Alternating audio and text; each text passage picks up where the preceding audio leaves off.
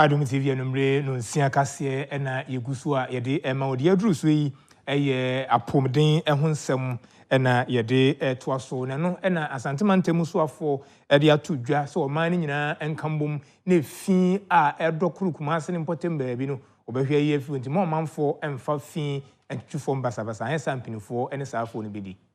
Ewo Ghana for fidadie ka ho bi amenei obepie mu Asante mantem ha mantem no so afọ Dr. Frank Amwakohene ka Zoom Lion ene adehye okumase ho emenei okoprapra aboabu station Alaba ena menhia otusa na moisa de beya ahonedie pa betmejan na so ban na afi nso gatese mosisi nyina no watetim na instotama no homni so yi amfa enso yiri ama dwumadie ne ka ho bi ema shop dodo na otutum a adehye ebeboa ya ebi mo so tena won shop anim ehwe so afui ni nyina mu no wode nsem sei eto nsantwofo anim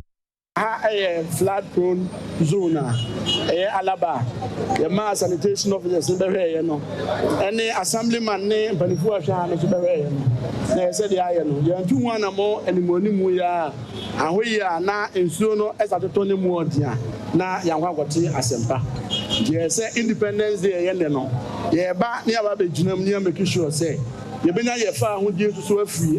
field any sanitation issues who say drains no do na emuasi emrante ni wo mu a etumi ati do na efidie so a aboafo Zoom Lion ne obo akade ma ye ya ye de ye adwuma no so efidie no so mu a chi gatami na moving forward no there way how we will be able to sustain this because akoya de say obi ye ni nwura wo fie a no de aba be gu gatami and obi aye shop na ono no dinwura na gu nanim no o kese nsuo beto na afiafi nanim ho e de akọ ye baaye no e de defo no so ne adi nkomo dem na Asante mantem panipa o da Zoom Lion ano enkase mu na wo kire se enti ya klini hayi no ya send signal ama obi ase bebi obi a hyase na siesie mpotam se de be ya ahodije mapa ebe fa ne ntuma pa afra ewo Asante mamu Zoom Lion so de obi a se ya ka ahodije a Edia eba obi atrim Zoom Lion